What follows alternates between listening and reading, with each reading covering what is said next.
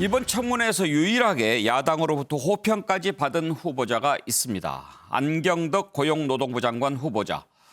야당 의원으로부터 열심히 살아줘서 고맙다 이런 말까지 들었는데요. 오늘 즐거운 하루가 됐겠지요. 청문회 장면 한번 보시겠습니다.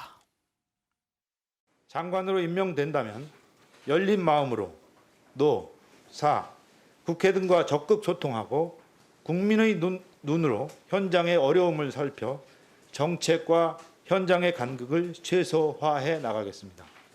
윤주명 의원님께서 7대 원칙에 위배되는 상황이 없었기 때문에 적합하다. 저도 같은 생각입니다. 근데 다른 상임위에서 하고 있는 후보들 같은 경우는 위배되는 것이 상당히 많아가지고 우리 환노위 고용노동부 장관 후보 청문회를 잘 보고 검토했으면 좋겠다는 생각이 듭니다. 저희가 그 인사청문회 자료를 봤더니 참 열심히 사신 것 같고 그와 더불어 아마 우리 모든 위원들이 그렇게 생각할 겁니다. 환노위 소속이어서 참 다행이다는 생각을 할 것 같아요. 다른 데 같으면 참 그런 비리 문제 같은 거 이야기하면 서로 참 민망한데 그렇지 않게 살아주셔서 참 고맙습니다.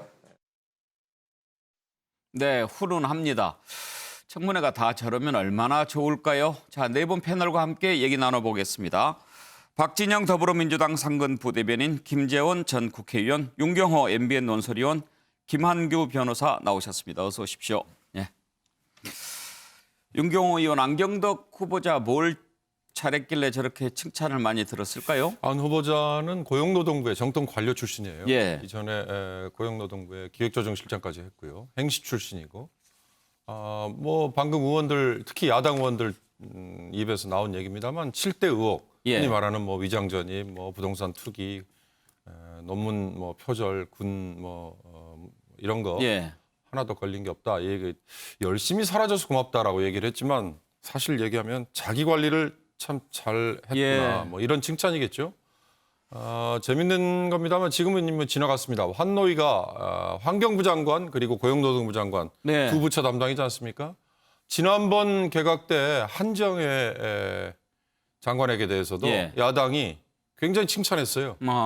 여러 현역 국회의원 중에 대부분 다 결국은 우호적으로 했지만 특히 한정혜 의원 같은 경우. 그래서 아마 저 위원회는 상당히 여야 간의 분위기가 좋고요. 예. 그 대신 이제 아마 이 청문 대상인 후보자들이 그만큼 흠집이 없었다. 그렇죠. 이런 의미겠죠. 위원회 분위기가 좋아서 그렇겠습니까? 그렇습니다. 후보자가 쓸만해서 그렇겠죠. 그런데 어떻게 보면 저게 정상 아닙니까? 그렇습니다. 그러니까 정책 청문회와 후보자의 도덕성 청문회 이렇게 두 가지를 따진다면 후보자의 자질과 도덕성은 청와대나 이 검증을 담당하는 곳에서 미리 걸러줬어야 된다. 예.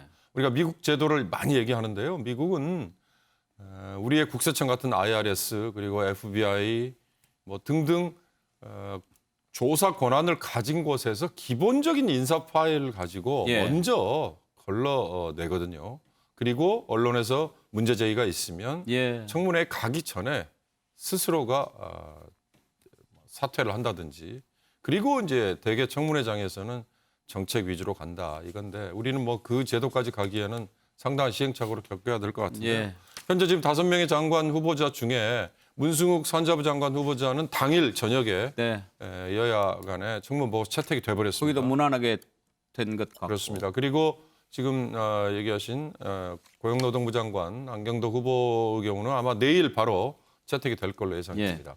지금 야당에서 세 사람에 대해서 문제 제기를 하고 있는데요. 이제 좀 이따가 살펴보기로 하고 사실 이제 제 말씀은 열심히 살아줘서 고맙다. 야당 의원이 이렇게 칭찬을 했는데 적어도 한 나라의 장관이 되려면 열심히 살아야 되는 것이 당연한 것 아닌가 그런 생각이 들어서. 열심히라는 말에 굉장히 추상적인데 결국은 자기 관리 그리고 주변 관리를 그만큼 잘해왔다. 이거에 대한 칭찬이라고 봐야 될 것 같습니다. 김재원 의원께 좀 여쭤보고 싶은데 이렇게 인사청문회 자료 같은 것 받고 그러면은 대충 어떤 사람인지 나오지 않습니까? 그렇습니다. 그러면은 그런 생각이 청문회를 진행하는 과정에서 좀 바뀌기도 하고 그렇습니까?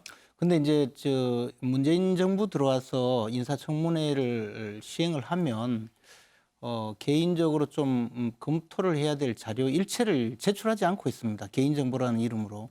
사실 개인정보보호법에 따른 개인정보는 지정이 되어 있는데 그냥 모든 자료를 제출하지 않고 있거든요. 그래서 개인적인 어떤 자질, 도덕성 문제가 보통 잘 그 검증돼 오르지 않고 있는데 그럼에도 불구하고 막 삐져나오는 수많은 일들이 사실 보면 황당하기 짝이 없는 경우가 참 많았습니다. 이번 뭐 장관 인사청문회에도 그런 것이 많았죠. 그래서 아마 그것은 청와대의 검증 과정에서 소위 네 사람이면 뭐 코드가 맞으면 이 정도는 그냥 그 요즘은 특히 이제 180석이나 되는 다수 의석이지 않습니까? 그러니까 뭐 이 정도 되면 야당이 좀 반대하더라도 그냥 밟고 지나가자 뭐 이런 정도의 생각을 하는 건지 사실 만약에 그 야당에서 요구하는 여러 가지 자료들이 좀 더 공개가 된다면 훨씬 많은 또 문제가 제기될 수 있음에도 불구하고 그냥 자료를 제출하지 않는데도 겉으로 툭 건드리면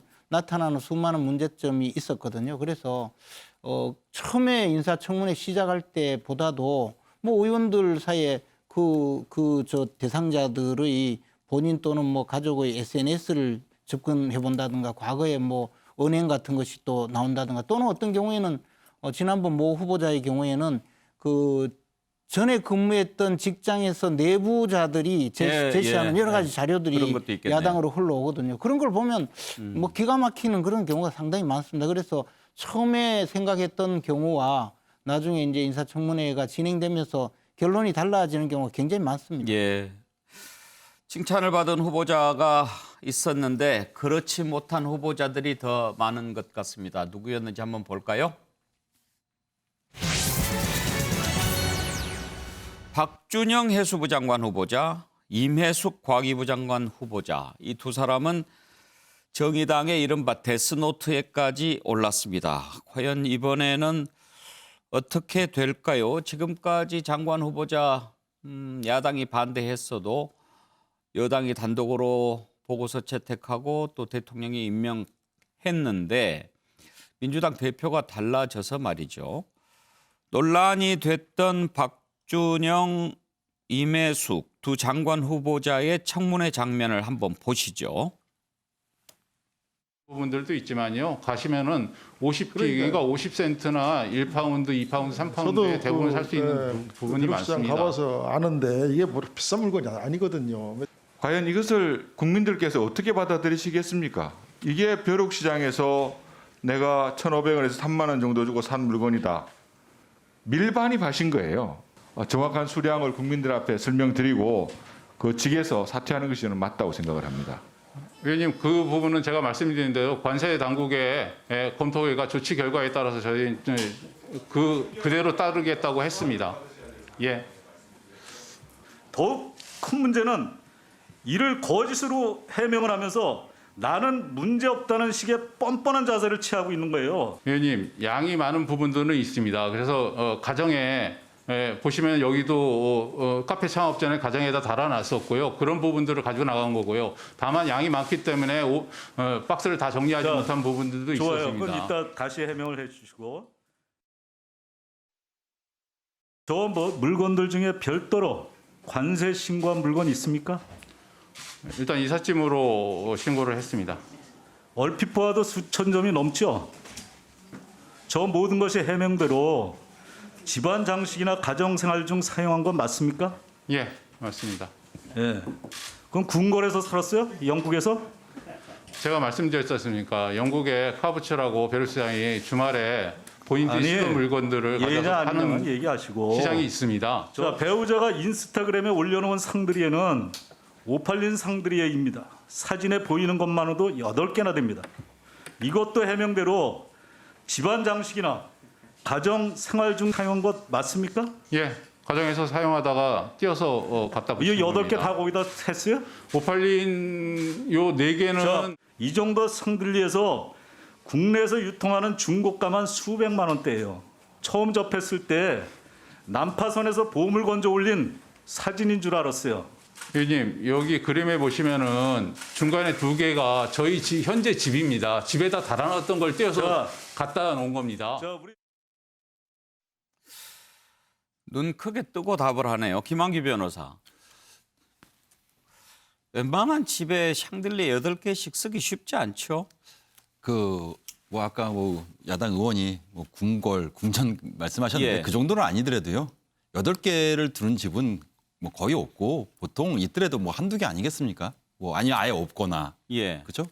저도 아까 그 8개를 보고 깜짝 놀란 게 8개를 집안에 구성하려면 집이 일단 몇 평이어야 되는지도 모르겠고요. 일단 뭐 화장실에 하나, 뭐 신발장에 하나 이렇게 뒀을 수도 있고. 아니면 각 방마다 뭐 애들 방에도 하나 둘 수도 있고 뭐 이런데 사실 그래서 저는 박 후보자가 저렇게 지금 해명할 필요가 있나 싶기도 한 게. 그런데 눈을 크게 뜨고 답을 한단 말이에요. 그러니까 저게 진심이면 더 좀 장관직으로서는 좀 적격하지 않다고 생각드는 게, 그러니까 한 나라의 지금 국무장관을 행정각부 장관을 지금 임명하는 과정이지 않습니까? 그러면 사실 국민들이 봤을 때 불법, 위법, 이게 관습법 위반이냐 이건 둘째 문제고 일단 국민 눈높이에 맞아야 돼 일단은 장관 입장에서 기본적으로. 그래서 어느 정도 약간 과한 부분이 있다. 물론 박 장관 후보자가 해명이 사실일 수도 있어요. 뭐 연구에서 실제로 8개 달았었고 지금 집에서 사용할 수 있는 건데 뭐 그 외에도 굉장히 많지 않습니까? 그래도 이게 상식적으로 이게 말이 안 된다는 부분이 있으면은 이거에 대해서는 좀 어떻든 간에 해명은 해서 또 사과할 부분이 있으면 사과를 해야 되는데 이거는 마치 무슨 뭐 청문회 하는 것처럼 인사청문회가 아니라 아예 무슨 뭐 정쟁을 다루는 청문회처럼 지금 질의를 하는 의원. 사실 질의를 하는 의원은 국민의 대표이기 때문에 국민이 궁금한 걸 물어보는 거거든요. 근데 눈 부릅뜨고 싸우지 않습니까? 그건 좀 굉장히 부적절한 행태고요. 마치 지금 저는 박 후보자는 사실 정통 행정관료거든요. 행시 출신에. 근데 왜 지금 정치인으로서의 어떤 저런 발언을 하는지 좀 이해가 되지 않고요. 뭐 그 외에도 뭐 인스타그램이라든가 뭐 카페에도 굉장히 많은 것들이 나와 있는데 그럼 저것도 다 집에서 지금 화면 나오는 거 있지 않습니까? 다 집에서 쓰던 거를 갖고 온 거예요? 예. 좀 이해가 되지 않습니다. 저 해명이. 윤경호 의원 외국에서 특파원 생활하셨잖아요. 지금 영국 대사관에 있으면서 이렇게 사들였다고 하는데 돌아올 때 저 이삿짐 전부 다 나라 돈이죠? 이삿짐 비용. 공무원들은 이사 비용을 보조를 받습니다. 만약에 일부에서 지금 주장하는 대로 저게 밀수에 해당이 된다면 나라 돈 써가지고 밀수한 거 아닙니까? 그렇죠. 그건 심각한 문제가 되는 거고요. 뭐 관세를 포탈했다 이것도 있지만 아까 뭐 나오지는 않았지만 공방 중에 나오는데 일단 몇 년 이상을 살았느냐 이 규정이 있고요. 예. 그다음에 각 살림 중에는 몇 개월 이상 집에서 사용을 했느냐 이 규정이 있는데 아마 청문회에서 그게 뭐 3개월 기준을 얘기를 했나 봐요. 예. 영국의 경우는 그런 것 같고 미국의 경우는 뭐 조금 다르긴 합니다만 어찌됐든 뭐 자동차라든지 아니면 뭐 가구라든지 이런 이제 큰 가정용품은 그렇게 얼마 이상을 사용했느냐 이런 건데 저런 그 뭐 그릇의 경우에 이렇게 많은 양은 당연히 문제가 되죠. 제가 보기에 박준영 저 장관 후보자가 해수부에서 해외 아마 주재원 생활을 영국이 처음인지 아닌지 뭐 그걸 제가 확인을 못했습니다만 아마 이 사무관 시절 이후로 한 번이라도 나가봤으면 저런 무모한 짓을 하지는 않았을 거예요. 아무리 취미가 수집이라고 해도 너무 많아요. 그렇습니다. 박진영, 박준영 뭐 특별한 사이 아니죠? 이름 비슷해도. 잘 모르는 분입니다. 예. 예.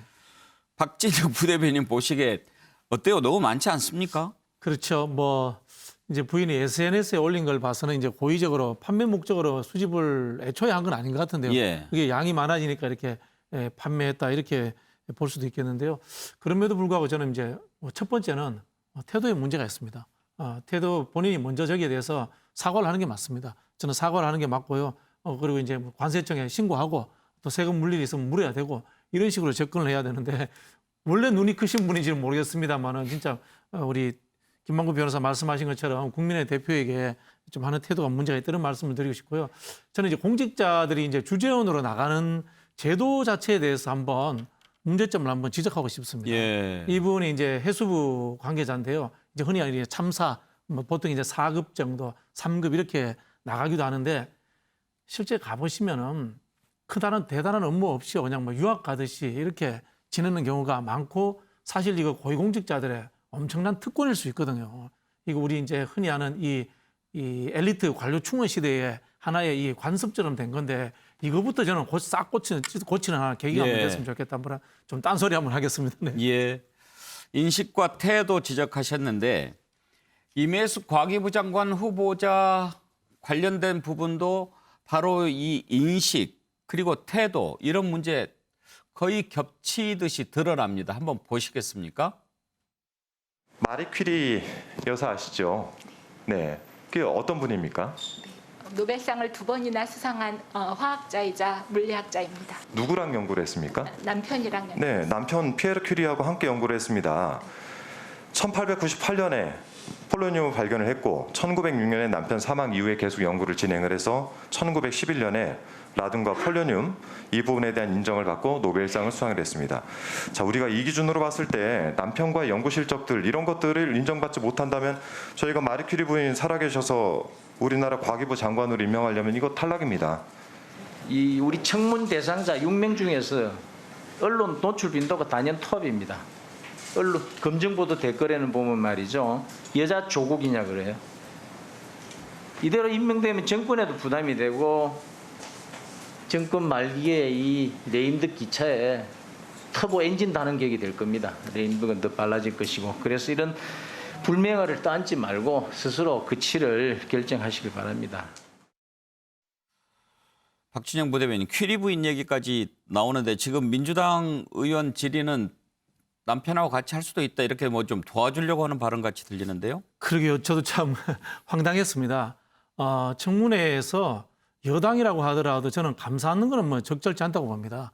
차라리 정책 질의라든가 이런 부분에 대해서 제대로 질의하는 게 맞지 저런 식으로 이렇게 감사한다고 하면 오히려 국민들에게 오히려 저는 뭐 눈밖에 나는 이런 상황이 아닌가 이런 생각이 들고요.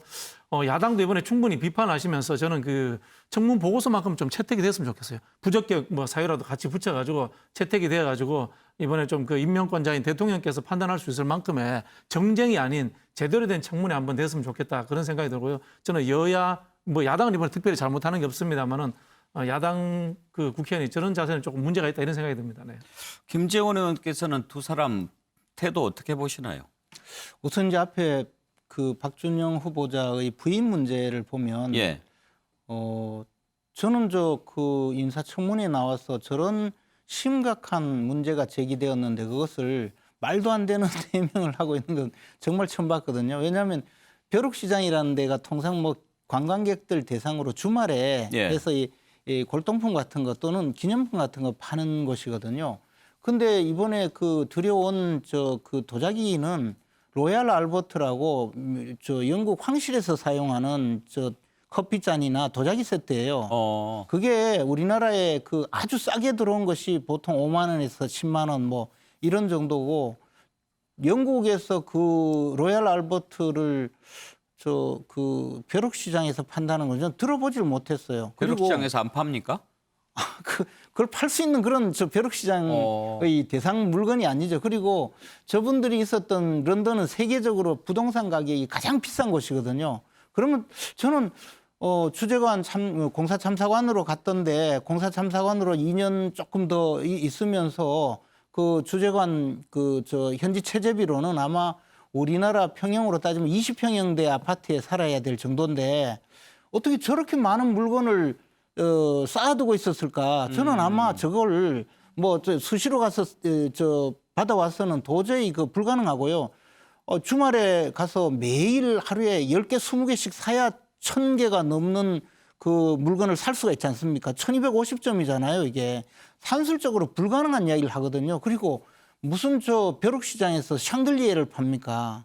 그리고 20평형대 아파트에 무슨 샹들리에를 벼룩시장에서 샀다고는 얘기 안 했고 이제 찻잔 얘기할 때 한 거고요. 그래서 저는 8개인데 저는 저것은 이분이 이제 갔다 와서 곧바로 또 얼마 안 돼서 카페를 열었거든요. 예. 카페에서 이제 이제 좀 중상층 부인들을 상대로 장사를 한 건데 저것은 사전에 이제 계획을 잡고 영국 간 김에 로얄 알버트 찻잔을 대량으로 밀수해서 국내 팔아먹은 전형적인 밀수꾼 사건이라고 생각합니다. 저는 저 밀수 단속도 해봤는데요. 저런 사람을 그 부인이랍시고 그 두둔을 하려니까 눈이 크게 떠지죠. 그리고 비슷한 사건이 있었는데 바로 대한항공 조현민 사건이지 않습니까? 예. 그것도 저 구속될 뻔했어요. 그래 집행유예 판결 받고 풀려나긴 했지만요.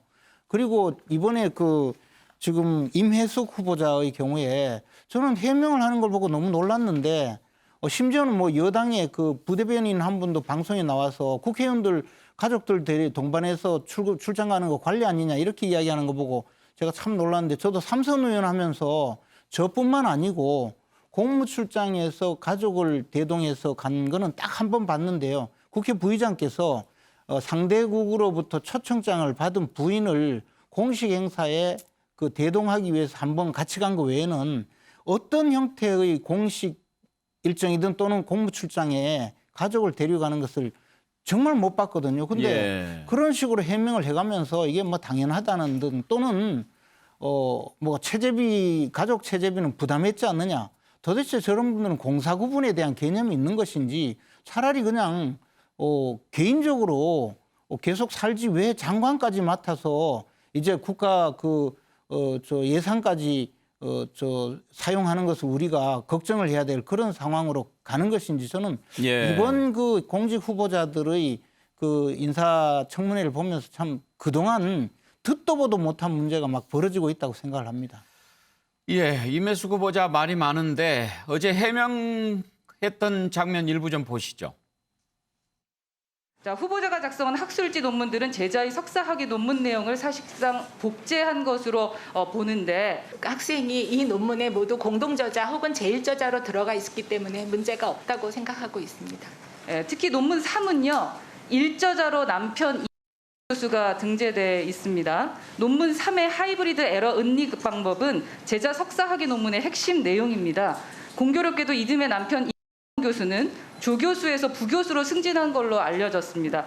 남편의 승진과 연구 실적을 위해 제자의 연구 실적을 가로챈 것으로 보이는데 남편은 제1저자의 역할을 충분히 수행을 했고요. 승진 부분은 승진에 포함한 필요한 충분한 점수를 이 논문이 없이도 확보를 했었기 때문에 그렇게 생각하지 않습니다. 과기부 장관이 되려는 욕심 때문에 제자의 논문을 표절 논문으로 만든 겁니다. 청년에게 미안하지도 않습니까? 본인이 장관 되는 게 더 중요하다는 얘기죠. 장관 욕심 때문에 이렇게 하는 후보자가 조국 교수와 다를 게 뭐가 있습니까? 공동 연구자 간에는 표절이라는 단어가 성립하지 않는 것으로 생각하고 있습니다. 윤경호 의원 역시 임혜숙 장관 후보자도 답변이 크게 뭐 잘못한 게 없다 이런 인식을 갖고 있는 것처럼 들리잖아요. 그렇습니다. 그러니까 지금 5명 중에 저분만 교수 출신이고요. 예. 이미 국가과학기술위원회 이사장을 맡고 있어요. 예. 거기도 이미 공직이에요. 그런데 교수 시절에 했던 그런 관행적인 여러 행태를 전혀 문제가 없다 이런 식의 얘기를 지금 계속 강변을 하니까 의원들도 그렇고 저걸 청문회를 보는 국민 다수는 이건 기본적으로 문제가 있는 거다 이런 생각을 안 할 수가 없는 거죠. 예. 그러니까 교수라면 교수로서 직분을 충실했다면 뭐 다른 측에서 긍정적인 평가를 할 텐데 저분은 보니까 아까 뭐 본인 해명은 했습니다만 논문 뭐 등재 관련해서 제자의 것이 좀 뭐 남편을 위해서 쓰인 게 아니냐 이런 논란 이게 사실은 굉장히 저는 가장 눈살을 찌푸리게 만들더라고요. 그리고 이제 거듭 얘기됐습니다만 출장을 가는데 가족이 같이 가고 비용을 내기만 하면 된다 이런 생각을 하는 건 우리의 관행이나 우리의 문화에서도 안 맞는 것도 있지만 그건 그러다 보면 가서 본인의 출장에 본연의 일은 하지 않고 가족들과 그냥 뭐 유명한 도시에 가서 같이 체류하고 같이 관광하고 이럴 가능성이 굉장히 높다. 그런데 그 비용이 다 국민 세금으로 충당이 됐다 이런 점인데 결국은 이 기준에 문제가 있는데도 불구하고 왜 강행이 됐을까? 이번에 관료 출신이니까 별 문제가 없을 것이다라고 생각을 하고 아마 발표를 한 것 같은데요. 결국은 민정에서의 검증 시스템에 문제를 지적하지 않을 수 없다. 이 얘기를 덧붙이고 싶습니다. 박진영 부대변인 저 부분도 그래요. 지금 가족들과 함께 해외 출장 갈 때 동행했다는 것 부분도 아까 퀴리 부인 얘기하면서 부부간에 같이 연구할 수 있는 것 아니냐 이렇게 지금 요즘 뭐 쉴드 친다고 그러죠. 그렇게 했는데 가족하고 간 것과 관련해서도 민주당의 어떤 의원이 가족끼리 이렇게 같이 나가는 거 장려하는 문화도 있지 않습니까? 이런 얘기를 또 누가 하더라고요. 그건 뭐 저기 좀 안 맞는 이야기 같고요. 제가 이제 과거 정부도 찾아보니까 2013년도에 헌법재판소 소장으로 임명된 이동흡이라는 분이 이분도 이제 가족 동반 그 연수 뭐 이런 예. 것들 때문에 문제가 돼서 그 당시에 이제 임명을 못 받았더라고요. 그런 부분들도 있고 저는 뭐 특히 이제 우리 교수분들이 해외 연수나 이럴 때 저런 게 좀 왕왕 있는 걸로 그렇게 알고 있는데요. 정책 전문가가 기관장이 되는 것에 대해서 저는 다시 한번 생각해 봐야 된다고 생각합니다. 사실 기관의 장이라는 것은 행정의 책임자이기도 하고 장관급 정도 되면 사실 정치인입니다. 그런 측면에서 참 나쁜 표현을 우리가 폴리페스라는 표현을 썼습니다만은 정치도 알고 국민의 이 감정적 심리도 아는 분들 그리고 또 조직을 이렇게 운영할 수 있는 분들 이런 분들이 저는 장관 후보자가 되는 게 좋지 않겠나 그런 생각입니다. 예. 이번에는 민주당이 대표도 바뀌었는데 어떤 선택을 할지 궁금합니다. 그리고 대통령은 어떤 판단을 할지도 궁금한데 일단 정의당은 이베스 과기부 장관 후보자, 박준영 해수부 장관 후보자에 대해서는 부적격하다 이런 입장을 밝혔습니다. 정의당 발표 내용 들어보시죠. 임혜숙 후보자는 위장 전입, 논문 표절, 부동산 다운 계약서, 국가지원금을 통한 해외 출장에 가족을 동반한 문제 등 많은 논란과 의혹에 휩싸여 있습니다. 또한 박준영 후보자는 부인의 도자기 불법 반입 판매 의혹이 외교관 신분인 공직자의 지위를 이용했다는 논란이 있다는 점에서 심각하게 보고 있습니다. 김한기 변호사 그동안 정의당 데스노트라고 그래가지고 일단 정의당에서 안 된다고 할 경우에는 많이 좀 받아들여지긴 했는데 요즘 뭐 민주당 정의당 별로 사이가 안 좋아서 어떨지는 모르겠습니다만. 네, 저도 뭐 방금 정의당의 입장과 생각이 좀 비슷한데요. 지금 이번에 임명되는 5명의 장관들은 어떻게 보면은 현 문재인 대통령이 마지막 어떻게 보면 임기를 마무리 같이 할 장관들이고 대략 세어보니까 한 8개월, 9개월 정도 이제 국정에서 이제 장관으로서 역할을 하실 분이라 어떻게 보면은 굉장히 안정적이고도 좀 대선 전국에서도 국정을 좀 무난히 이끌실 분들을 했어야 되는데 저는 그래서 뭐 관료 출신들 4분 임명한 것에 대해서는 좀 동의가 가는데 저는 임혜숙 후보에 대해서는 좀 지금도 이해가 안 되는 게요. 이분이 과연 지금 갑자기 교수로 계시다가 잠깐 공직에 계셨지만은 여기서 남은 어떤 굉장히 정치적으로 소용돌이가 될 시점에서 더군다나 지금 해명하는 거 보니까 아까 뭐 다른 분들도 말씀하셨지만은 이 가족 동반 국비 그 해외 출장에 대해서 이런 공적 의식이 거의 전무하신 분이세요. 그러니까 본인의 얼굴 보니까 굉장히 억울하신 것 같고 아니 이게 대체 이걸 왜 나한테 문제 삼는지 전혀 모르겠다. 그러면 이런 분이 남은 굉장히 민감하고 중요한 시기에 현 정부의 주요 장관이 된다는 것은 아마 대통령 내지 현 정권에 있어서 굉장히 부담이 될 것 같아요. 그래서 저는 최소한도 뭐 2분 내지 1분 정도는 그 정의당의 데스노트에 적혀있듯이 좀 대통령께서 문재인 대통령께서도 심각하게 좀 거취를 한번 결정해 주시는 것이 맞지 않나 봅니다. 예. 자, 송영길 신임 민주당 대표의 판단이 주목되는 시점인데요. 넘어가서 살펴보겠습니다. 송영길 대표, 예전 대표와는 사뭇 다른 행보를 보이고 있지 않습니까? 어떤 판단을 내릴지 주목이 되는데 특히 부동산 정책과 관련해서는 지금 팔을 걷어붙이고 나선 것 같습니다. 일단 당 부동산 특위위원장을 맡고 있던 진선미 위원장 보름 만에 교체했습니다. 명분은 업무가 너무 과중해서 교체했다 이렇게 밝혔지만 그 전에 아파트에 대한 환상을 버려야 한다. 이런 임대주택 현장에서 이런 발언한 적이 있었죠. 아마 그런 것도 좀 가만히 됐을 거라고 보입니다.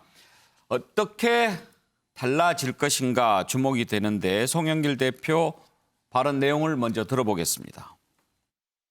정부가 2월 4일 날 이사 공급 대책을 해서 수도권 30만 원을 비롯한 83만 호의 주택을 2025년까지 공급하겠다는 강력한 공급 대책을 발표를 했습니다. 이 과정에서 이제 이 부분을 잘 뒷받침해 나가되 실소유자 대책과 종부세 공시지가 현실화 그리고 재산세 관련들 조정할 부분이 없는지 이런 것들을 검토해 왔는데 그동안 진선미 위원장님이 이걸 맡아서 비대위 차원에서 해왔습니다만 본인도 여러 가지 지금 일이 업무가 과중하고 또 그래서 교체를 하고 지금 이제 유동수 의원님이 대신해서 좀 참여를 했습니다. 이번만큼은 부동산 대책이 또 어떤 미흡한 점이 최소화될 수 있도록 지혜를 모아서 잘 조정을 했으면 좋겠습니다.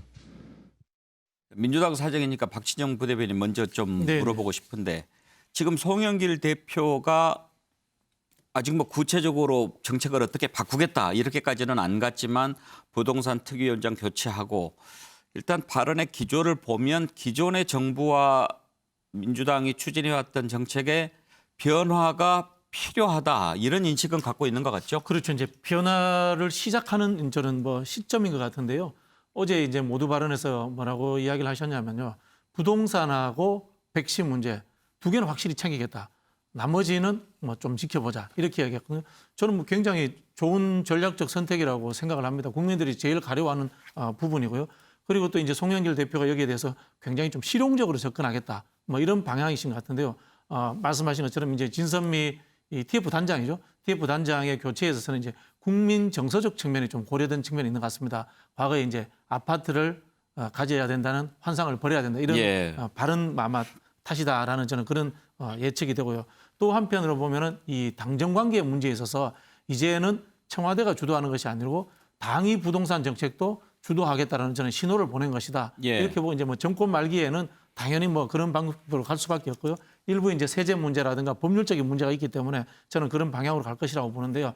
다만 좀 하나 우려가 되는 것은 홍남기 이제 총리 대행께서 열어두고 수용하겠다 이런 취지로 이제 발언하신 건 좀 곤란하죠. 우선적으로 존중하겠다 이렇게 가는 게 저는 좀 좋지 않겠나 그런 생각이 듭니다. 네. 한 가지 더요.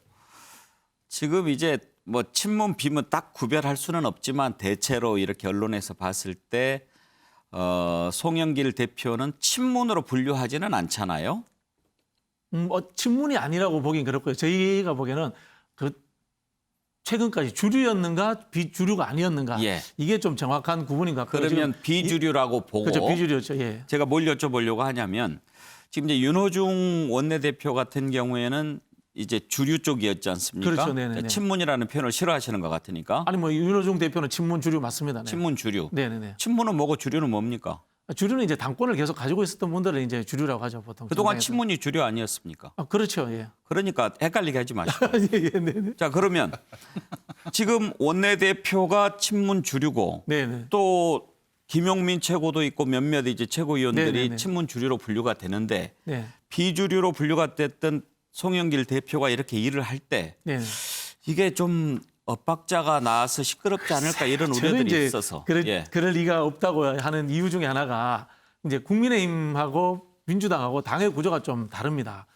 민주당은 당헌 당규상에 당 대표에게 권한이 집중되어 있습니다. 이 보통 이제 투톱 이렇게 이야기를 하는데 보통 우리 이제 원내 의총 국회의원들이 하는 의총에서 정책 외에 중요 당론을 결정하지도 못하게 놨습니다. 대부분의 중요 당론은 최고위원회라든가 중앙위원회에서 결정하도록 되어 있고요. 그런데 지도부 체제가 이 집단 지도 체제가 아니고 단일성 대표 우위의 체제이기 때문에 대표에게 이제 권한이 집중되어 있다는 구조적인 문제가 있고요. 두 번째는 이제 윤호중 원내대표가 스타일이 실무자로서 오랜 역할을 해왔지 않습니까? 조정자로 역할을 했기 때문에 마찰을 일으킨다거나 하는 스타일이 이제 전혀 아니다. 문제가 없을 것이다. 이렇게 보시면 될 것 같습니다. 네. 윤경호 의원께서도 그렇게 보시나요? 예, 송 대표의 정책 전환 중에 주목할 게 아까 뭐 백신하고 부동산이라고 그랬는데요. 결국은 부동산이죠. 왜냐하면 이번 선거에서 부동산 정책에 대한 정부의 실망 때문에 완전히 완패를 당했다 이거였지 않습니까? 국민의힘이 잘해서가 아니다. 그 얘기 뒤에는 부동산 정책 이거에 실망. 그러면 뭔가 바꿔줘야 되잖아요. 부동산 정책 크게 봐서는 두 가지입니다. 하나는 대표 경선 과정에서 나왔던 생애 첫 주택 구입자에 대해서 대출 기준 완화해 주겠다. 근데 구체적인 방안은 아직 내놓지 않았어요. 뭐 90%까지 해주겠다 이렇게 얘기했는데 그거는 나중에 약간 주워 담았죠. 이거 좀 복잡하긴 합니다. DTB, LTI 같은 대출 이 상한 그러니까 소득이나 수입에 비해서 얼마나 과연 대출 이자를 낼 수 있느냐 원금까지 이거를 은행들이 사실은 각자 심사를 하면 제일 맞는데 이걸 금융위에서 우리는 가이드라인을 크게 주거든요. 근데 왜 이걸 함부로 못 푸느냐?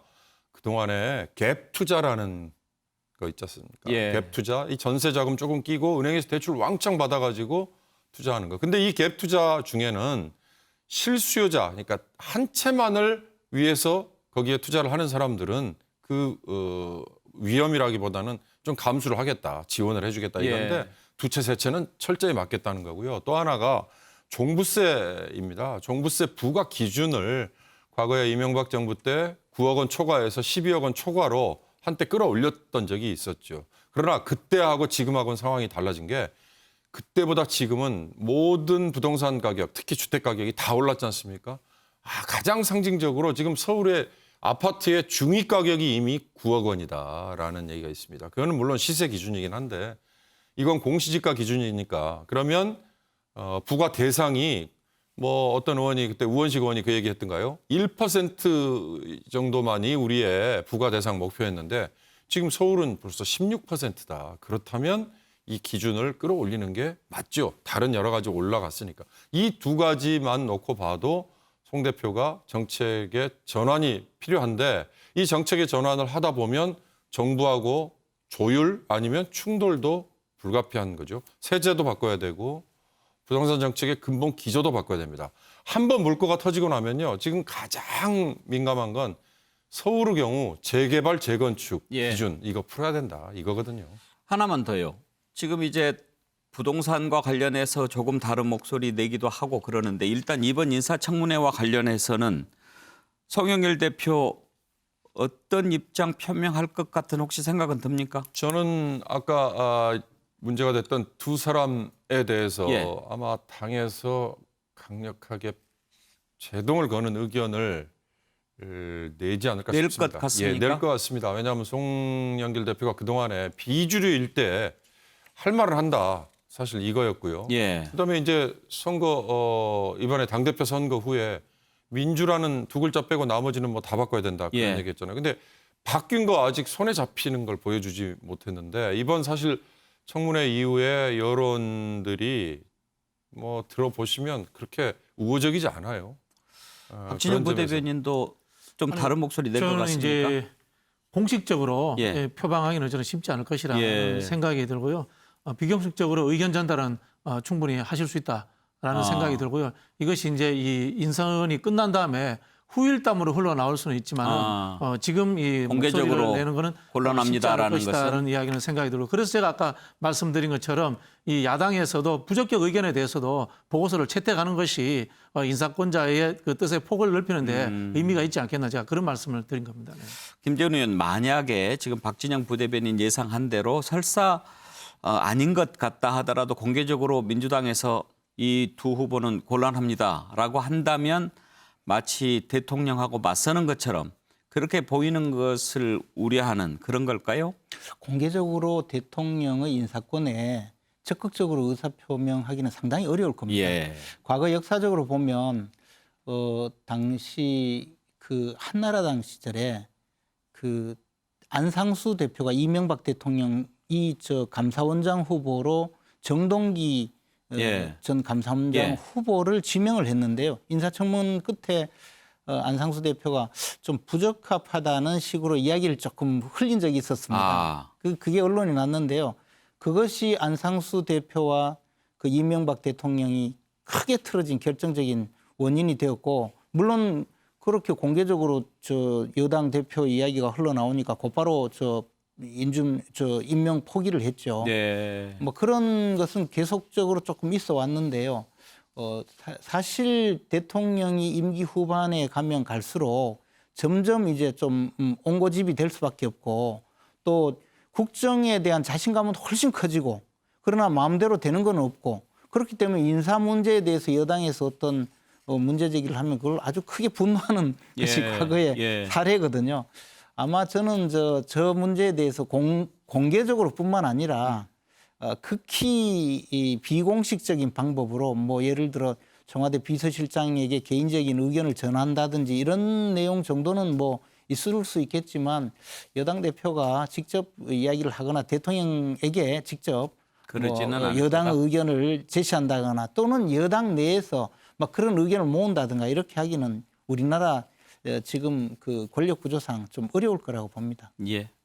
청문 보고서 채택을 여당이 뭐 대놓고 부적격으로 한다든지 아니면 뭐 부정적으로 할 수는 없겠죠. 그러나 비공식적으로 의견을 전달하는 거는 이런 문제가 있을 것 같습니다. 지금은요. 저 두 사람 중에 한 사람이라도 대통령이 만약에 지명을 철회하거나 본인이 사퇴하는 방식을 취하고 싶으면 명분이 있어야 되지 않습니까?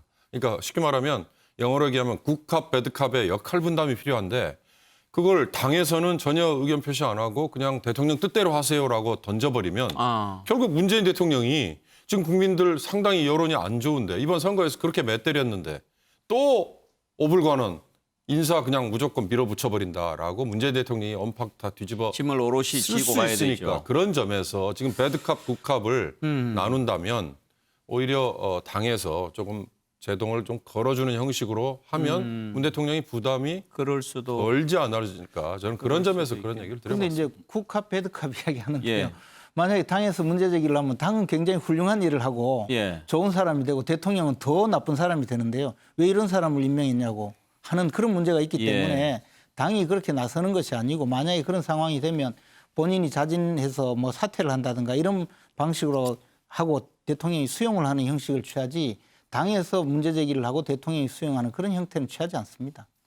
근데 이게 제가 과거 노무현 정부 때는 예. 보니까요. 이런 상황들이 있으면은 사전에 인사에 해당되는 부분들은 청와대하고 상의를 한 다음에 당에서 여기에 대해서 부적격 의견이 있다면 그것도 이제 공개적으로 오픈하지 그 전혀 이제 소통이 없는 다음에서 하지는 않는 걸로 저는 그렇겠죠? 그렇게 알고 있습니다. 예.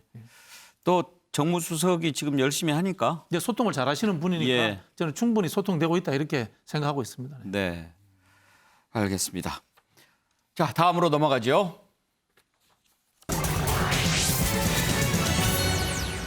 황교안 전 대표 갑자기 발걸음이 빨라지고 있습니다. 정계 복귀 이후에 언론 매체들과 활발한 인터뷰를 하면서 포부를 막 밝히고 그랬죠. 이번에는 갑자기 미국을 가겠다고 합니다. 무슨 목적일까요? 아주 궁금합니다. 특히나 지금 오는 21일에 한미 정상회담이 예정돼 있지 않습니까?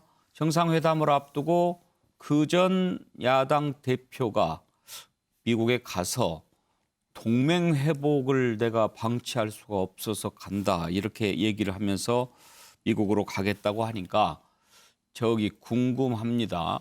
일단 일정은 7박 9일 일정이고요. 미국의 전략국제문제연구소 CSIS 워싱턴에 있는 곳입니다. 이곳 초청으로 출발을 하기로 했는데요. 가서는 이래 뭐 세미나 참여하고 토론회도 하고 지성호 국민의힘 의원 탈북자 출신이죠. 그리고 정호석 비상대책위원 함께 동행하는데 어떻게 봐야 할까요? 관련된 녹취를 먼저 좀 들어볼까요? 꿈을 버리셨는지 알았는데 예. 뭐 여러 루트로 들어온 얘기에 보면은 대권 도전 의지를 또 의사가 있는 것으로 그렇게 보여요. 그런데 본인 생각만으로 지금 정치 전멸 등장하려고 하는 것이 아닌가. 그래서 저는 뭐 개인적으로는 좀 설득력이 부족하다. 그리고 극우 강경 그런 이미지 아니겠어요? 예. 근데 이번 이제 재보궐선거에 나타난 표심은 중도 합류로 가라는 거고 보궐선거에 나타난 현재의 민심과는 좀 유리된 분이 아닌가 저는 개인적으로 그렇게 생각하고 있습니다. 김한기 변호사, 그런데 일단 궁금한 게 지금 미국의 초청을 받아서 가면 워싱턴에서 이렇게 자가격리 안 해도 되는지 모르겠어요? 다만 제가 봤을 때는 그거에 대해서는 확실치는 않습니다만은 바로 그냥 바로 그냥 공직자도 아니신데 바로 예. 이렇게 자유롭게 미국에서 활동할 수 있는지는 모르겠습니다만 예. 그것도 모르겠고요. 그거는 몰라도 갔다 오면 2주간 격리는 확실히 해야 될 것 격리하셔야 될 것 같고요. 같고요. 그런데 지금 왜 가시는지 잘 모르겠습니다. 왜냐하면 지금 어떻게 보면 처음으로 그 이제 한미 정상회담이 이번 달에 예정되어 있으면은 이거 한미 정상회담이라는 건 어떻게 보면은 가장 중요한 미국과의 지금 첫 정상회담 아니겠습니까? 예. 그러면은 사실은 이럴 때는 여야 어떤 정파를 떠나서 그 한 목소리로 이 정상회담이 좋은 성과를 낼 수 있도록 좀 이렇게 힘을 줄 시기인데 여기서 갑자기 뭐 마치 지금 껍데기만 남은 한미 동맹이라고 해서 비판의 목소리를 남기고 미국 가시는 것에 대해서 좀 개인적으로 이해는 안 되지만 또 한편으로 드는 생각은 민주당이 굉장히 좋아할 것 같습니다. 민주당 쪽에서는 왜냐하면 계속 황교안 전 대표가 목소리를 내고 어떻게 보면은 어떤 보수권의 일정 지분을 뭐 차지하려는 어떤 움직임이라든가 행동을 내년 대선 전국까지 이어간다면 예. 사실은 야권은 일부라도 이제 분열될 여지가 항상 있기 마련이거든요. 그러니까 지금 어떻게 보면은 국민의힘 쪽에서 계속 저격, 비판의 목소리가 나오는 것 같고요. 뭐 일단은 뭐 다녀오시겠다니까 다녀오신 다음에 예. 자가 격리를 하시면서 본인의 성과를 또 국민들에게 SNS로 계속 알리지 않을까 봅니다. 미국으로 지금 떠나겠다고 하는데 떠나기 전에 SNS에 올린 글들을 보면은요. 일단 왜 가려고 하는지 그런 이유를 짐작할 수 있습니다. 껍데기만 남은 한미동맹을 더 방치할 수가 없다. 정부가 못하니 저라도 간다. 이렇게 지금 얘기하고 있고요. 문재인 정권에 대한 미국의 불신이 대한민국에 대한 불신이 되지 않도록 제가 할 수 있는 일을 하려고 한다. 이건 좀 어려운 표현이네요. 그리고 대통령처럼 힘이 크지는 않지만 그렇다고 그리 작지도 않을 거다. 이렇게 지금 자부합니다. 문재인 정권의 기대를 거는데 지쳤다라면서 지금 미국 방문 명분을 내세웠는데 김재원 의원께 한번 좀 여쭤볼까요? 왜 미국을 가겠다고 하는 것 같습니까? 저는 이제 황교안 대표가 대표 시절에도 몇 번 이야기를 해보면 대화가 잘 통하지 않는다 이런 느낌을 많이 받았는데 이번 저 미국 가는 이야기도 정말 저로서는 좀 이해가 되지 않는 것이요. CSIS에 가서 세미나를 하겠다는 것이거든요. CSIS라는 것이 이제 전략국제문제연구소로 워싱턴에 있는 연구소이고 정부 정책의 자문을 상당히 많이 하는 영향력 있는 연구소이면 틀림이 없습니다. 그런데 한국 그 연구소도 있어서 한국 학자들도 가 있고 또 전직 정치인들도 거기 다녀온 분들이 굉장히 많거든요. 저도 사실 갈 뻔했는데 저는 이제 중국 북경대학으로 갔었고요. 그래서 저 연구소에 대해서 내용을 잘 아는데 빅터 최인가 그분도 여기 빅터 차. 예, 지금 예. 아마 한국 저 소장으로 있을 겁니다. 예.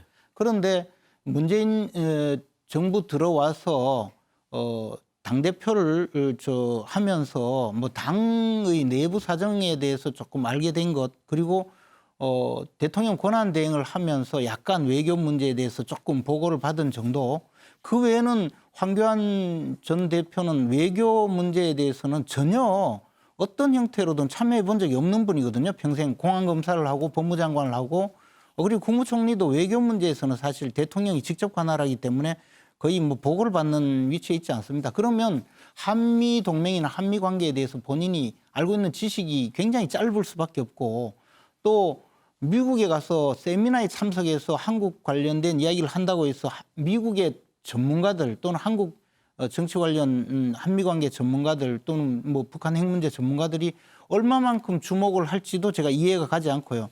더군다나 한미 동맹이 문재인 대통령 시야에서 좀 빈 껍데기가 남아서 내가 가서 좀 그걸 채우겠다. 무슨 능력과 무슨 힘으로 그것을 채울 것인지 그에 대해서 저는 솔직히 말씀드려서 참으로 이해가 가지 않고요. 꼭 가신다면 보통 전직 정치인들이 전략국제문제연구소 가서 6개월 내지 1년 연수를 하면서 거기에 이제 많은 미국의 그 전문가들과 대화를 통해서 배우고 오는 경우는 있습니다. 또 거기는 세미나가 자주 열리기 때문에 세미나에 참석해서 이야기도 듣고 하는 것이죠.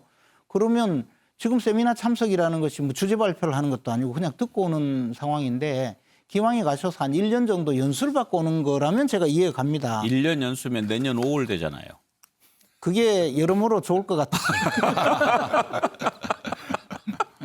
그래서 지금 아무 영향력이 없는 일을 벌이면서 마치 큰 일을 하는 듯이 저렇게 가는데 사실 국내 어지간한 분들은 저 전략국제문제연구소의 중요성이나 거기서 어떤 형태의 세미나가 있는지 다 알고 있는데 처음 가는 분이 너무 포부가 크게 그리고 너무 국민들에게 자기 역할보다는 큰 역할을 대외적으로 과시하고 가시는 것이라서 정말 제발 좀 저런 일은 벌이지 않았으면 하는 생각입니다. 그래요. 박진영 부대변인 좀 뜬금없다 이런 생각 들지 않아요?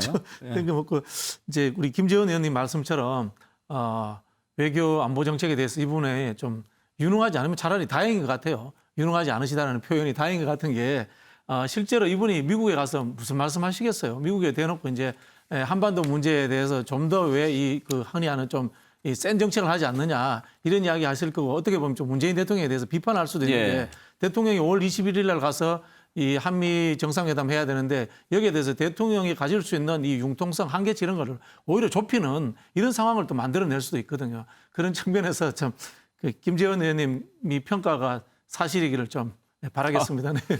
그런데 윤기용 의원 지금 21일 정상회담을 앞두고 일단 어찌됐든 야권의 한때 대선 주자 아니었습니까? 대선 후보 아니었습니까? 가가지고 지금 가기 전에 SNS 올린 글 보면 좋은 말 할 것 같지는 않아 보이는데 정상회담을 앞두고 이렇게 이른바 고춧가루 뿌리는 발언 같은 것을 하는 거는 좀 곤란하지 않아요? 바로 그런 점에서 제가 두 가지 지적하는데요. 우선 워싱턴 DC에 가면 제 과거의 경험으로 볼 때 야당 지도자 또는 야당 의원이 오면요. 워싱턴 대사관의 정무팀들이 엄청나게 시달립니다. 네. 가기 전에 미리 하원, 상원, 한국 관련해서 예를 들어서 외교위원장, 동아태 소위위원장 다 미리 만나는 거 조율해달라. 나중에 와서 안 돼 있으면 왜 그거 하나도 못 하느냐라고 질타하거든요. 근데 지금 5월 21일에 미국에서 한미 정상회담이 있으면요. 워싱턴 대사관 지금 눈코뜰 새 없이 바쁠 때입니다. 더군다나 현역 의원이 지금 같이 가잖아요. 또 지성 의원 가니까 의전 이런 거 아마 적당히 예. 신경을 써야 될 텐데 그런 점에서 우선 저건 절대로 도움이 되지 않는다 이거고 또 하나는 방금 앵커께서 시작하신 것처럼 아무리 야당 과거의 지도자였다 하더라도 양국 정상회담을 앞두고 있는 상황에서 와서 정말 딴소리 해버리면 그거 나중에 의회 쪽에서는 한국을 아예 통째로 그냥 무시해버리는 예. 상황이 생기거든요. 통상 이런 경우 가면 미 국무부 쪽에 동아태 차관보 이하의 한국 관련 국무부의 외교관들은 담당자들은 야당 쪽 잘 만나주지 않습니다. 예. 그게 그 사람들의 통례거든요. CSIS는 김재현 의원께서 설명하셨습니다만 성향은 민주당 성향입니다. 존 햄리 소장이 과거에 민주당 지속적으로 우호적인 관계고 민주당 정부가 들어설 때마다 이분이 이제 지금은 나이가 많이 들어버렸습니다만 이 전까지만 해도 국방장관, 국무장관 후보에 이름이 오르내릴 정도로 상당히 센 분입니다. 그런 점에서 지금 민주당 쪽과 연결고리에 어떤 도움이 될 수는 있는데 지금 거듭 말씀드립니다만 한미 정상회담을 앞두고 있는 상황에서는 실무자들에게 민폐가 된다는 것도 있고 그다음에 예. 또 하나 전혀 엉뚱한 얘기가 한국에서 이렇게 나온다라는 거에 대해서 통째로 무시당할 수 있다. 이 점에서 저는 두 가지 지적하고 싶습니다. 근데 김재원 의원 이제 본인이 가겠다는 거 누가 말릴 수는 없겠지만 그래도 지금 국민의힘 소속이지요. 그리고 지금 다시 이제 국민의힘의 대선 뛰고 싶어 하는데 당 내에서 이런 부분에 대해서 좀 조언도 하고 안 가는 게 낫지 않을까요? 이런 얘기도 좀 하고 그러는 분 없나요? 글쎄 저도 솔직히 그런 사람이 있는지조차 알 수가 없는 것이요. 지금 황교안 전 대표를 가까이 하면서 조언을 하고 그런 분이 저는 별로 없는 것으로 알고 있습니다. 지금 지성호 의원은 그때 당시에 제가 이제 정책위 의장 시절에 인재 영입 차원에서 당에서 인재 영입으로 황교안 대표가 영입을 했고 그렇게 해서 비례대표 국회의원까지 만들어서 지금 아마 황 대표 입장에서는 자신의 측근으로 생각했을 거고 또 지성호 의원은 사실 미국에서도 좀 활동을 했기 때문에 예. 그 정도에서 같이 가는 것으로 보입니다만은 제가 봐서 황교안 전 대표가 미국에 가서 한미 정상회담 이전에 무슨 다른 특별한 이야기를 해서 정상회담에 좀 방해를 한다. 아까 표현을 고춧가루 뿌린다 이런 말씀하셨는데 그 정도의 영향력은 없을 거라고 생각됩니다. 그리고 지금 공간에서도 주미 한국 대사관에서도 저렇게 가시면 별로 서포트를 하지 않기 때문에 예. 그쪽에서도 특별히 업무에 지장을 초래하지는 않을 걸로 보이고요. 고춧가루 뿌리는데 얼마나 힘이 들겠습니까? 근데 별로 맵지 않으면 그게 크게 그리고 또 하나는 지금 세미나 참석이라고 한 걸로 봐서 본인이 주제 발표를 한다든가 그런 건 아닌 것 같아서 아마 다른 분들 이야기할 때 질문 정도 하는 것은 이상한 질문 하는 분들도 많으니까요. 그게 크게 영향을 미칠 것 같지는 않다고 보여집니다. 예. 황교안 전 대표가 이렇게 하는 데는 아마 윤석열 전 총장의 칩거도 한몫하고 있지 않을까 그런 생각이 드는데요. 이 부분 한번 짚어보죠. 윤석열 전 총장 칩거가 길어지면서 국민의힘 내부에서 이런저런 이름들이 지금 거론되고 있습니다. 너무 오랫동안 등장을 하지 않으니까 이렇게 계속 기다릴 수는 없지 않느냐 그런 얘기들이 나오면서 지금 최재형 감사원장, 김동연 전 경제부총리 이름들이 슬슬 거명이 됩니다. 현 정부 출신 그리고 현 정부 인사지만 좀 각을 세운 측면도 있고 그러다 보니 지금 이런저런 얘기들이 나오는데요. 이 부분 한번 좀 짚어볼까요? 일단 김웅 의원 지금 최고위원 대표 경선에 나설 뜻을 밝히고 있는데 자기가 대표가 되면 윤석열 총장을 모시고 오겠다 그렇게 얘기를 했네요. 한번 들어보시죠. 그분이 이제 추미애 장관과의 일합을 겨뤘었을 때 개인적으로 많이 도와줘서 고맙다라고 그렇게 생각하신다라는 걸 전에 들었습니다. 가교 역할은 지금 윤 총장님 같은 경우 있었을 때 개인적인 인연으로 따지고 보면 지금 있는 후보들 중에서는 제가 가장 가깝겠죠. 왜냐하면 제가 사직을 하겠다고 나오는 날 마지막으로 뵙고 나온 분이니까 못 챙겨줘서 미안하다 뭐 그런 이야기까지 했고 그래서 제가 제 걱정할 때가 아닙니다. 총장님 걱정이 나십시오라고 이야기를 하고 나왔거든요. 웃으시더라고요. 아니 그때 당시 상황이 뭐냐면 조국 수사를 하면서 정권하고 엄청나게 대립을 하고 있던 상황이었는데 총장이 아무래도 더 임기를 다 마치기는 어렵겠다고 그때 저도 생각을 했었어요. 그래서 뭐 제가 먼저 나온다 이렇게 이야기를 했죠. 일단 빨리 실전을 뛰셔야 됩니다. 오셔가지고 의원들도 좀 만나보고 당원들도 직접 경험을 해보고 제 생각에는 사실 윤 총장님이 저희 전당대회 끝나고 저희 당에 뭔가 변화가 있으면 빨리 들어오시는 게 좀 본인한테는 유리하실 것 같아요. 저희 당에 있었을 때 윤 총장께서 들어오시기에 가장 어려운 지점이라는 건 결국 본인이 수사를 해서 구속을 시켰던 두 전직 김한규 변호사 혹시 법조계 주변에 윤석열 전 총장 관련해서 좀 나오는 얘기 없습니까? 뭐 그런 소문은 돕니다. 예. 이제 법조계에 계신 분들 중에서 이제 뭐 윤 총장이 또 뭐 검찰 출신이고 또 잠깐 변호사도 하셨어요. 변호사도 하셨고 또 저형 법조계에서 제일 출신 많이 배출한 또 서울법대 출신 아니겠습니까? 그래서 뭐 하다 보면 이래저래 또 이렇게 직간접적으로 인맥들을 뭐 형성들을 하시겠죠. 그래서 뭐 또 약간 뭐 윤석열 총장을 지지하거나 아니면 좀 정치에 좀 관심 있는 좀 법조계 인사들은 뭐 좀 접촉을 하려고 한다. 그리고 아주 정치적 속된 표현으로 좀 줄을 서려고 하는 뭐 변호사들이 좀 많이 있다. 또 직접적으로 좀 그런 변호사를 만나본 적도 있고요. 예. 그래서 좀 관심들은 좀 많이 있는 것 같습니다. 예. 그러면 그렇게 관심이 있는 사람들이 이런저런 뭐 접촉도 하고 뭐 주변을 통해서 이렇게 할 텐데 윤석열 총장 정치하기는 한다고 합니까? 뭐 거의 뭐 출마 정치, 그러니까 지금 정치한다는 것은 곧 내년 대선 출마 아니겠습니까? 예. 그 정치를 하는 것에 대해서는 그것은 이제 더 이상 논의 실익이 없지 않냐. 이미 하긴 하는 건데 과연 뭐 일단은 끝까지 대선 레이스에 과연 뭐 질주할 수 있을 것이냐. 만약에 또 공식적인 입장을 이제 모습을 드러내면 과연 지금 제1야당이 국민의힘과의 관계는 어떻게 설정할 것이냐. 뭐 이런 부분, 이런 부분도 굉장히 중요하니까 이런 부분만 남지 않았냐는 게 일반적인 시각입니다.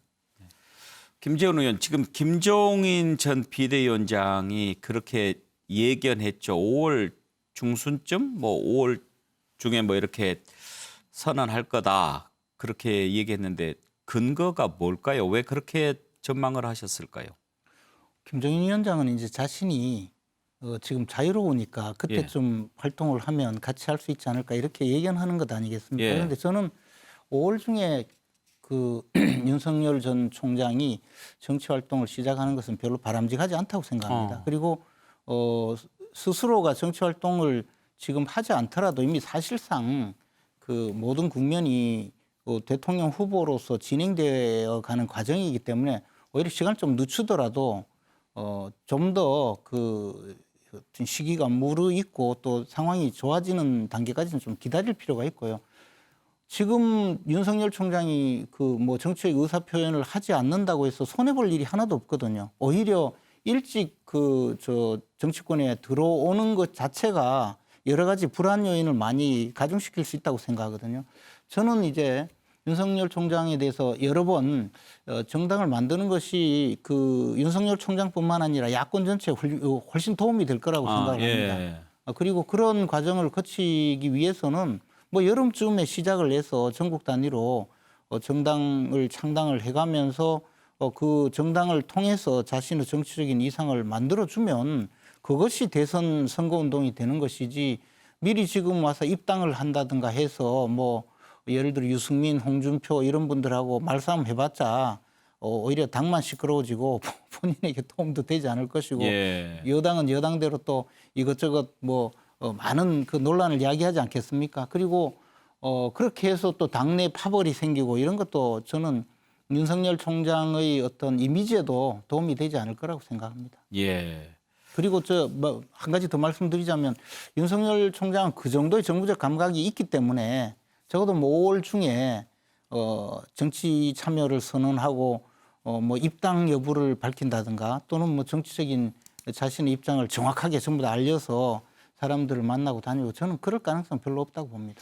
말씀하신 김에 황교안 전 대표가 열차 빨라지면 타기 힘드니까 빨리 타라. 내가 손 내밀어 주겠다. 그렇게 얘기를 했던데 황교안 대표는 윤석열 전 총장 왜 빨리 타라고 그러는 걸까요?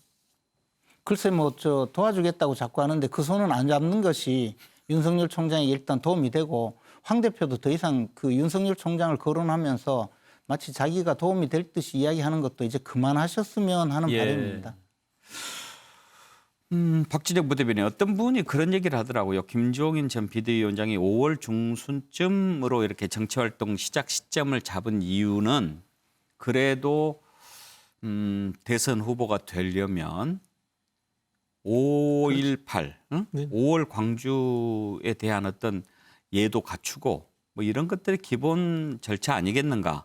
그런 점에서 5.18을 기점으로 이렇게 출연하면서 정치적 메시지도 전하고 그럴 거라고 봐서 5월 중순 얘기한 거 아닐까 그러던데요. 이제 김종인 비대위원장이 조언을 한 거죠. 5월 중순에 정치를 시작하라 이런 뜻이 아니고 5.18 그 민주항쟁 기념일이 있으니까 정치할 생각이 있으면 그때 메시지를 내라. 뭐 이런 취지로 이야기를 하신 거라고 봐야 되고요. 한편으로 보면 이것은 정치를 할 생각이 있으면은 중도지대에서 하라라는 이런 또 취지까지도 포함해서 저는 이제 5월 중순 이제 저도 뭐 공감합니다. 5.18 민주항쟁 기념일로 그때 메시지 내라 이렇게 조언한 거다 이렇게 보여집니다. 예. 윤경호 의원 전망은 어떻습니까? 제가 발언 기회를 주실 걸 굉장히 기다리고 있었는데 당연히 드리죠. 사실은 제가 최근에 예. 윤석열 총장의 측근 오랫동안 관계를 유지했던 분과 만났습니다. 그럴 아주 때는 사적인 관계인데요. 그럴 때는 이렇게 손을 이렇게 들어서 얼른 발언 기회를 달라고 하세요. 원희룡 의원이 얘기한 신비주의 이런 게 그런 게 이런 겁니다. 이분 얘기 제가 아주 귀가 쏙 들어오던데요. 윤 총장의 주변에 있는 지금 윤 총장과 그동안의 관계를 쭉 맺었던 사람들 두 그룹이죠. 그동안 오랫동안 관계를 맺은 사람들 한 그룹. 뭐 고등학교, 대학교 아니면 어렸을 때부터 친분. 그리고 최근에 윤 총장이 이 지지율 1위가 되면서 분화방처럼 달라든 사람들. 정치권 주변에 있는 사람들. 근데요. 둘로 아주 확연하게 나뉜다는 거죠. 윤 총장과 오랜 관계를 유지한 사람들은 윤 총장의 정치 참여, 대선 출마에 대해서 굉장히 부정적이다. 최근에 달라든 사람들은 대부분 다 왜 빨리 안 하느냐라고 부추긴다. 윤 총장이 지금 선언을 못하는 이유는 바로 그런 점에서 본인이 아직 결정을 못했다. 주저하고 있다. 거기에는 이런 것도 들어있다. 윤 총장이 본인이 가지고 있는 국가 경영에 대한 철학과 정책과 비전에 대해서 아직 정리가 안 돼 있다.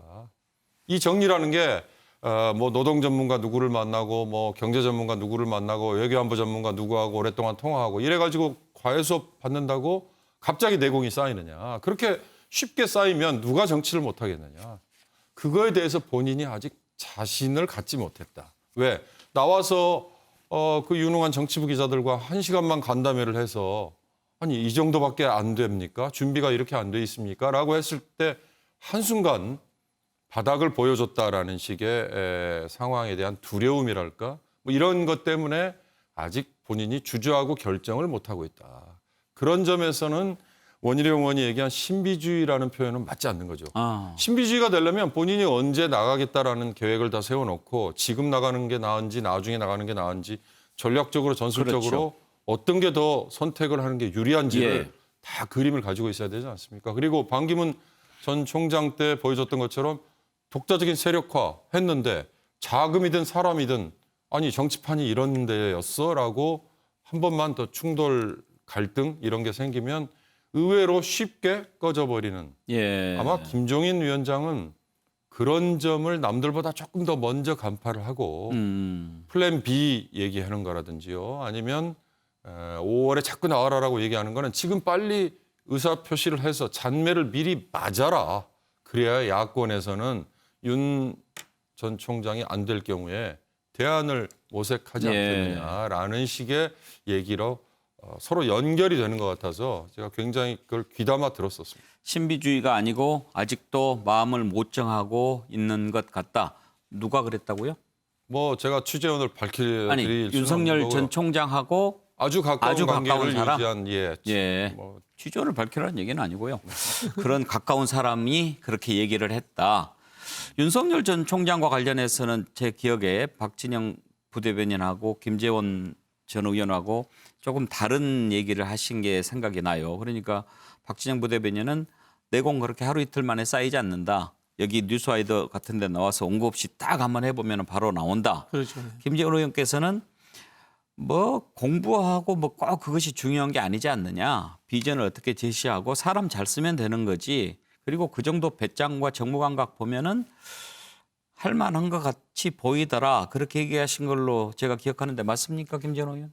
실제로 우리가 알고 있는 윤석열보다 윤석열 개인은 훨씬 더 그런 자신의 생각을 국민들에게 또는 자신의 반대자에게 설명하고 이해를 구하고 설득할 능력이 탁월한 사람입니다. 그렇기 때문에 지금 말씀하실 정도로 뭐 대강 이래 돌파해 나갈 거다라는 것보다 저는 지금 나와 있는 이른바 대선 주자라고 이야기하는 분들보다 훨씬 국민들에게 그 감동적으로 이야기할 수 있는 사람이라고 생각합니다. 예. 그리고 그것은 무슨 전문 지식, 뭐 전문 기술 이런 영역이 아니라고 보는 것이죠. 예, 박진영. 그게 이제 논설 의원님 말씀에 저도 이제 좀 들은 바가 있어서 좀 보태면요. 예. 윤석열 총장이 갖고 있는 이제 법조계 인맥 자체가 이 과거 이제 민주당 계열 정부 때 고위직 하신 분들이 많답니다. 예. 네, 그러다 보니까 이제 그런 분들이 그런 조언들을 좀 많이 하는 게 아닌가 뭐 그런 측면도 있는 것 같고요. 뭐 김재원 의원님 뭐 이야기도 저도 뭐 한편으로 동의를 합니다만은 정책이라는 게 개별 정책을 알아야 되는 것은 아니고 기본적인 국가 비전과 정책 방향에 대해서 이해를 해야 되는데요. 지금 우리가 윤석열 총장한테 느끼는 윤석열이 꿈꾸는 나라는 현재 물론 뭐 제가 비판적일 수 있습니다만 검찰공화국, 법이 지켜지는 나라 이 정도 외에는 저희가 사실 느끼지 못하고 있거든요. 그런데 앞으로 정부가 그것만으로 과연 끌고 갈 수 있는 정부인지에 대해서는 저는 굉장히 의문스럽습니다. 네. 자, 윤석열 전 총장 그리고 다른 야권 주자들 살펴봤는데요. 다음으로 넘어가겠습니다. 이재명 경기도지사 의제 선점에 뛰어난 그런 분이죠. 이번에 대학에 가지 않는 청년들한테 세계 여행비, 세계 일주하라고 1,000만 원씩 지원하면 어떨까요? 이런 의견을 내놓았습니다. 여러분 어떻게 생각하세요? 윤희숙 국민의힘 의원 선정적인 낚시를 할 때가 아니다. 그렇게 받아쳤는데 요즘에 이재명 지사가 한마디 하면 꼭 윤희숙 의원이 또 맞받아치던데요. 두 분이 대선에서 붙을라나요? 그리고 이준석 전 최고위원은 허경영 비슷하다. 어느 순간에 허경영 씨 초월할까 궁금하다. 이렇게까지 비판을 했는데 일단 고개가 끄덕여지는 측면도 있고 이렇게 돈이 있나 이런 생각도 들고 한번 패널들의 생각을 들어보겠습니다. 이재명 지사가 직접 얘기한 것은 아니라서 녹취는 없고요. 자, 박진영 부대변인. 네, 뭐 바로 하자는 건 아니니까요. 예. 근데 기본 이제 취지가 존재하는 거지 않습니까? 대학을 안 가더라도 이 동등하게 일하고 행복할 수 있는 나라를 만들겠다. 그런 취지로 이해가 된 거로 저는 생각이 들고요. 한편으로 그런 나라도 있습니다. 이스라엘 같은 나라에는 그 자국의 청년들 해외 여행 보내줍니다. 그렇게 하는 나라도 있고요. 우리나라 지자체 중에도 일부 지자체에서는 물론 이제 작은 군 단위 지자체입니다. 예. 이런 곳에는 지역에 있는 학생들을 해외 연수주를 보내주는 이런 프로그램들을 하기도 합니다. 젊을 때 견문 넓히는 거 당연하죠. 좋은 일이죠. 그런 부분도 예. 있고요. 또 한편으로 보면 우리나라의 대학이 특히 이제 사립대학 같은 경우에도 결국은 보면은 국공립대학은 말할 필요도 없고요. 사립대학도 정부의 교부세라든가 국비가 들어가서 그 학교가 운영이 되는 상황에서 대학을 안 간 사람들에 비하면요, 이 세금적 측면에서 대학생들이 더 혜택을 받고 있는 측면도 존재하고 있는 겁니다. 예. 그런 측면에서 저는 뭐 아이디어 차원에서 저런 이야기하는 거는 좀 굉장히 좀 재밌게 받아들였습니다. 네. 예, 재미있기도 하고 또 이제 분명히 이렇게 의제를 던지면 논란이 될 걸 예상했겠죠. 이재명 지사 그런 부분 참 뛰어나니까요. 청년층을 겨냥한 발언이겠죠. 그런가 하면 이낙연 전 대표도 전역하면 3천만 원씩 이렇게 좀 주자. 그렇게 해서 새로 생활 기반을 닦도록 하자. 이런 또 아이디어를 냈는데 청년층을 겨냥한 아이디어들이 계속 나올 것 같기도 합니다. 일단 윤경호 의원, 세계 일주행비 1,000만 원 어떻게 생각하세요? 포퓰리즘적인 정책은 하향 평준화라고 하면 맞을지 모르겠습니다만 처음에는 무모해 보이고 이건 허황돼 보인다라고 얘기했던 것들이 점점 사람들에게 둔감해지는 뭐 이런 효과가 있는 것 같아요. 나경원 전 의원이 서울시장 선거에서 앞뒤 다 자르고 뭐 신혼부부에게 1억 원 주자 뭐 그 얘기했다가 허경영 따라가는 거냐 예. 이제 비판을 받았지 않습니까? 지금 우리 박 부대변인의 설명을 들어보면 맥락과 취지는 이런 차원에서 나온 거다라고 이해는 갑니다. 그러나 아마 이 정책 앞뒤 다 잘리고 이재명도 결국 젊은 친구들에게 대학 안 가면 세계 여행비로 1,000만 원 주자고 하더라라는 것만 기억에 남을 거예요. 예. 그런 점에서 사실 이 재정에서 돈을 풀어서 지원을 하는 문제와 관련된 포퓰리즘 정책은 자칫 잘못하면 모두 다 하향 평준화될 가능성이 크다. 그래요. 그러면 나중에 재정 건전성은 누가 지키느냐 이런 이제 이성적인 얘기를 하는 목소리는 일부 뜻있는 사람들만 관심을 갖고요. 나머지는 다 그냥 엄원대만 쫓아가는 이런 게 돼서 상당히 저는 좀 신중해야 될 필요가 있지 않을까 싶습니다. 이재명 지사 보면 청년에 대한 생각이 각별한 것 같기는 해요. 그런데 이제 자꾸 돈을 주자 이런 얘기를 많이 하니까 과연 그 정도 재정이 되는가 이런 걱정들을 하는 거죠. 김재원 의원 평가는 어떻습니까? 그래서 이재명 지사가 저 돈을 주자고 하는 것 만약 실행하려면 자기 돈으로 좀 줬으면 좋겠어요. 자기 돈이 그렇게 있겠습니까? 아니 그러면 도대체 저 1,000만 원씩 주는 걸 누가 부담해야 되는 거냐는 거죠. 그리고 또 하나는 우리가 이제 학력 차별에 대해서 지금 문제가 되니까 이런 이야기를 한 것 아니겠습니까? 예. 그러면 우리 요즘에는 마이스터고 출신들에 대해서 뭐 여러 가지 그 취업상 혜택도 주고 또 고등학교 과정에 학비 면제를 해주고 여러 가지 그 제도적인 보완을 해주는 것이거든요. 그냥 단순히 돈 1,000만 원 줘서 해외여행 갔다 오면 그 삶이 달라집니까? 그리고 아까 우리 박진영 부대변인 지방자치단체에서 대학생 뭐 연수, 학생 연수 말씀하셨지만 그것은 극히 그 지역에 있는 학생들이 도시 지역에서 학생들보다도 굉장히 열악한 환경에 있기 때문에 모집을 해서 그 일정한 심사를 거쳐서 몇 명 정도를 뭐 장학금 주는 것처럼 이렇게 보내주는 그런 방향이라면 모를까. 이것이 지금 고등학교 졸업해서 대학 못 간 사람은 돈 1,000만 원 준다. 저런 정도의 정책을 실제 정책이라고 아마 저는 뭐 하지도 않을 거라고 생각하는데요. 저런 식으로 국가 재정을 장난처럼 이야기하는 것 자체가 얼마나 이재명 지사가 오로지 표 냄새만 맡으면 달려드는 분인가. 그것도 또 한 번 보여주는 거거든요. 그리고 저거는 현실적으로 가능하지도 않는 시책이죠. 그러니까 부정적으로 뭐 보시는 거군요. 괜히 뭐 허경영 이야기까지 나오는 거죠. 김한규 변호사 의견 들어보고 싶은데요. 네, 저는 뭐 이재명 지사의 기본 취지는 공감이 갑니다. 그 윤희숙 의원도 지적했듯이 그 뭐 학력 차별에 대해서 문제점을 지적한 것이니까 이거는 뭐 여당이든 야당이든 이건 다 공감할 거라고 생각하는데요. 여기서 이제 나오는 것이 이제 구체적인 액수, 이제 1,000만 원, 뭐 세계 여행. 근데 이런 어떤 강론들이 나오니까 약간 희화화되는 거죠, 사실. 그렇게 되면은 사실 이재명 지사는 굉장히 유력한 대통령 후보인데 이렇게 국민들에게 너무 쉽게 돈 얘기 나오고 뭐 이런 식으로 접근하게 되면은 뭐 본인한테도 별로 도움이 안 될 것 같고요. 그냥 이런 학력 차별 문제만 좀 지적했으면 좋지 않았을까 생각이 듭니다. 박진영 부대변인 결국은 이제 그 돈이죠. 그렇죠. 돈을 주겠다라고 하는 정책, 공약, 돈이 충분히 받쳐주느냐라고 하는 건데 이재명 지사한테는 그런 부분들이 많이 따라다녔어요. 그렇지만 경기도 전에 성남시장 할 때 그때는 이제 시를 잘 운영을 해서 그걸 감당을 그렇죠, 하고 그렇죠. 그렇게 예. 했는데 이제 이것은 내가 대통령이 되면 나라를 잘 운영해서 그런 돈을 만들겠다 그런 생각일까요? 성남시장 할 때나 경기도지사 할 때 다른 예산을 줄여서 이렇게 예. 썼단 말입니다. 이 이야기는 뭐냐면요. 우리가 이제 복지 정책 전반에 대해서 다시 한번 검토해 볼 때가 됐습니다. 우리 이제 사회안전망원에 국가복지가 있고 웰페어 투 워크라고 해서 일하기 위한 복지가 있었는데요. 지금 아무리 직업 교육을 시키고 뭐 다양한 그 방법을 강구해도 일자리 자체가 없기 때문에 교육시키면 의미가 없어지는 상황이 된 겁니다. 거기에서 지금 현금복지 이야기가 나온 거거든요. 현금복지 이야기가 나왔는데요. 이 현금복지를 받아들이는 태도 자체가 새로 돈을 만들어서 턱 준다 이렇게 생각하시면 안 됩니다. 물론 예산도 확보해야 되지만 기존에 제가 말씀드렸던 이 웰페어 투 워크에 사용되던 예산들을 줄여서 그걸 또 옮기기도 하고 그리고 또 정부에서 예산 정책을 해보면요. 통로에 많이 허비되어 버리는 경향이 있거든요. 그래서 현금복지가 효율성이 있기 때문에 하는 측면이 있기 때문에 이건 우리가 한번 논쟁해봐야 될 시점인 것 같습니다. 네.